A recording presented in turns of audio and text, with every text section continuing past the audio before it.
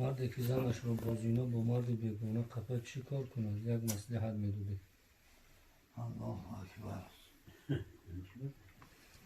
برای اون که زینا ثابت شود، که زینا یک عملی منحوسی هسته که برای ثابت شدنش حداقل 4 شاهد در کار است.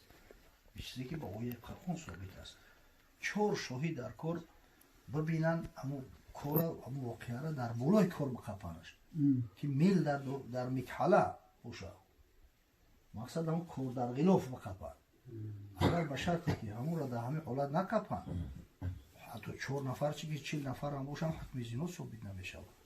اگر به شرطی که همون در غلاف هم که بقپن 4 نفر نباشن، 3 نفر باشن، حکم ثابت نمیشه. و اگر با همین رو اشکار کنن میبرن حد قصد رو بزنن. اگر او دعوا کنن هم آدم چی برای این بسیار مسئله نازکه زینا قپیدنش بسیار مشکله، نازکه. خیر اگر امروز زمان شده است که امکان داره که امو را توسط نوارها و تلفن و کامیراها ثبت کنیم. اصلا بگیریم آدم عاقل در همین حالتها اگر مبادا همین کار دید، بهتر اون است که شکرانه خدا را کنه که همین کار حرام آشکار کرد، پرده را عبورش برداشته به خاطر یک فاحشه شده جونش در از اون نمونه. از اون فاحشه به خاطر یک فاحشه بدبخت شده، مقصد که خچه در بلاها گرفتار نکنه. اگر یکون گپ شد با میبرن حبسش میکنن، عذاب زیاد میکشه. به خاطر فرزند داشت برای همون اویله و اهل خاندانش همون مقصد که جدا شود گو مشکنه و خدا را شکر کنه که همین پنهانی نشید. خدا را شکر کنه که خدا را غیرتش داشت، دیوسی را بگردن نگرفت. همین ای همه بهترش روزی همیه. نگوید یش پرسیده است که مقصد بعض اینا دعوا میکنن هم دخترها هم یا طعن هم میزنن که مقصد شما مردک نیستید. خب ما از خدا میترسیم که مقصد ماشاءالله. حقیقتا مردی ای است که شخص نفس شبه خفه، شهوت شبه خفه. با شیر مردی از سگ ابلیس سید کرد، ای به هنر بمیر که از گوبه کمتر. مردی گمان مبر که به پنجست زور و کیف، با نفس اگر برای دانم که شاطری. شیر مرد کسی را میگن که نفس قپیده میتونه. شیر مرد کسی را میگن که همون شهوت خش راه گرفته میتونه. این زنا و این کاری حرام همه میکنه. ای آدم دا با خر همین از یو طرف میکنه. اکم خر با جوان مرد میشود. بنابی قولیما گفتن در شهوت همه نوع فروترند زی خر. حقیقتا همون محققا میگن که در همین شهوت یکان چیز به خر برابر نمیشود. فقط خری نرا دیده نه خدو میدوا و گرخته است هم مودیانش همون میپره. قولیما گفتن در شهوت همه نوع فروترند زی خر، پس چرا مرد شهوت راند که در آن هست او زی خر کمتر. این جوان مردی نیست، این خریگری ای زینا. یعنی عقل فروسنت نیست. مردی او است که نفس اختباس بداری. و این زنا گناه کبیره ای. حتی خدای تعالی نگفت که زنا نکنه، گفت ولا تقربوا الزنا. با زنا نزدیک نشوه که این کار فاحشه و بسیار بد راهی است. یعنی که با زناکار دوستی نکنه، هم نشینی نکنه، از دواعی زنا دور باشه. انما بوس و کنار و گپی شهوانی پرتفتن، مقصد انما اشاره و چشمک زدن از همیا خدای تعالی میگه خطونه کنار بگیره. زنا اوس بیسته. اوی جوان مردی نیست از برای خدا که مقصد که شخص زنا کنه و با کتگی کنه که ما مردیم. این مردی نیست، این کمال نامردی است. روایت میکنن اولی همین قصه فقهای بزرگ مدینه منوره را برای تو کردم که همین یک نفرش سلیمان ابن یسار رحمه الله نام داره، به نهایت صاحب جمال بوده است. قامت بلندی، سفید پوستی، همه خیلی صاحب جمال بوده است که این را زیبای عرب میگفتن حتی در عصر زمانش. میگه همراه دوستش محمد ابن واسع رحمه الله قصدی زیارت خانه خدا میکنند. در راه میویان همین 2 نفر تنها بودند. هر کجایی که شب میشود خیمه را میزدیان، تردد میدیدیان، یکو خوراکک میپختیان، میخوردیان، خون میکردیان، با روز دیگه سفرشون دوام میدادیان. قدرت خدای طولو یک جو خیمه را میزنند در همون نزدیکی یک قبیله عرب زندگی میکرده است. محمد ابن یسور میگه که سلیمان ابن یسور اگه قصد خرابپزی داره در خونه محمد ابن واسق هزم جمع رفته است. همین وقت میگه زنی همون سرور قبیله مردم نبودیان همون زنکو بودیان زنی سرور قبیله میویا خچه پیشنهاد میکنه. همین قصد صاحب جمال بود است که عاشق شده بود است و همین دیده میگه خچه پیشنهاد میکنه. ای حضرت میشینه چنان با علم گریه میکنه که زنک نگه دوره کرد. همین نگه دوره 5 دقیقه و 10 دقیقه و 20 دقیقه میگذاره نه که این گریه را بود کنه. بعد اشاره میکنه که این قصد سلیم نبوده است. گفتی گپوی نمی فوسیقه و فعیشه و مردک نبوده است میبرویه میروه. محمد ابن واسع رحمه الله میدرویه که حضرت اولی رم گریسته است. بعد میویا پرسکوبش میکنه که علت گریه چی است؟ برای چی گریستی؟ همه میگه حق در سر دی و ششتای میگه که من نمیدونم چی کمبودی کردم که خداوند با یک امتحان مبتلا کرد که خدای بزرگ خودش پناهم داد.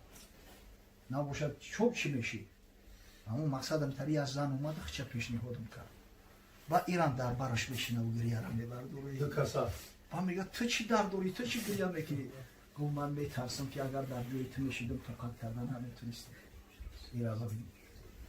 حضرت میگه در خواب حضرت یوسف علیه السلام رو میبینم. محمد ابی سلیمان ابن یسار خواب و حال میگه جوان مردی نیخیل میشوند.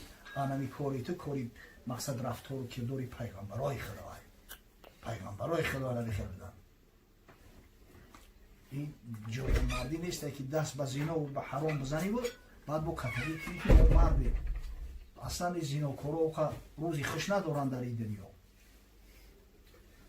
عیف نساء الناس تعیف نساءکم. حدیث پیغمبر صلی الله علیه و سلم است. این گپ یگون مخلوق نیست. حضرت میگه عفت زنهای مردم به جا بیاره تا اینکه عفت زنهای شما را به جا بیاره. قاعده همین است. وقتی که زنی مردم مقصد با چشم شهوت دیگه نکردی با زنی طرف با چشم شهوت دیگه نمیکنن. دست درازی و تعرض کردی با یقین بدون که با یک نفر ای خانواده تا میکورا میکنن. چه بد کردی مشو ایمنزی آفات که واجب شد طبیعت رو مکافات. امام غزالی قصه میکنه میگه یک زرگر بدست خیلی زرگر مردم عادتا آدمای پولدار میشوند. بسیار یک زنی صاحب جمال داشت. در خاندانش میگه یک سقا بود. سقا شخصایی که آب میکشند میارن و با آب تامین میکنن. زمانهای پیش ودپرواد نبود.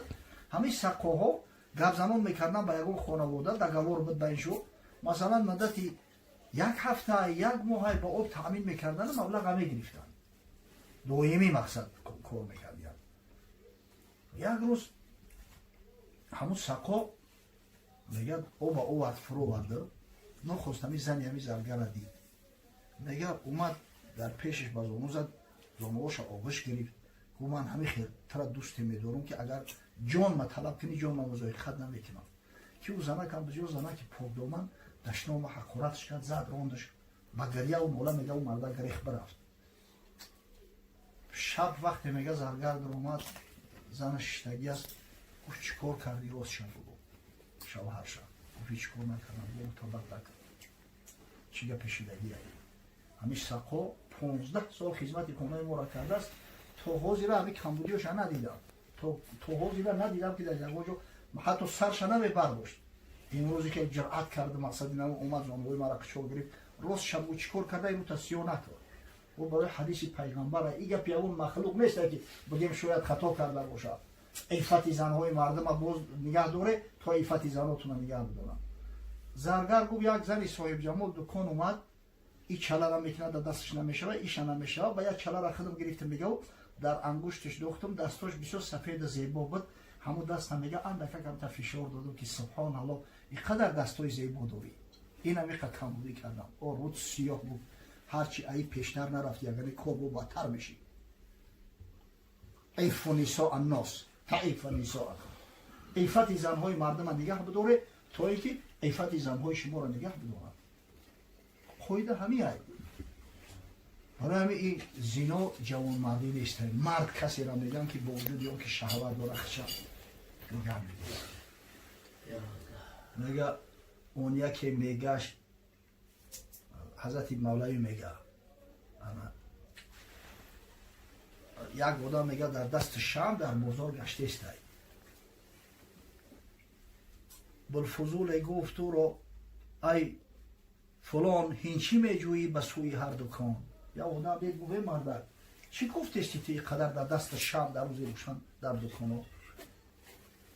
گفت میجویم به هر سو آدمی کو بود حی از حیات این دمی. او ما یک جوان مرد گفتستیم آدمی حقیقی. اون یکی گفتش که هست بازار پر مرد مانند آخر ای دانای حر.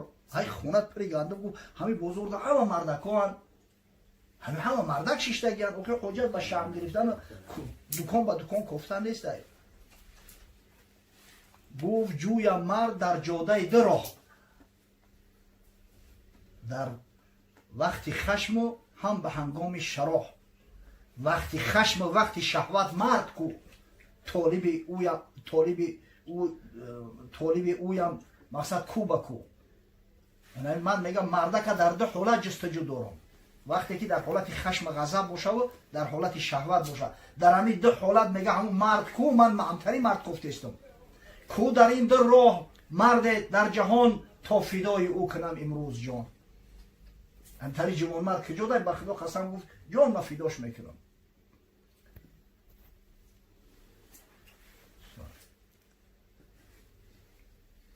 ترک خشم شهوت مقصد این روحی پیغمبرای کاری هر کس نیست. کاری هر بز نیست خیر من گفتم.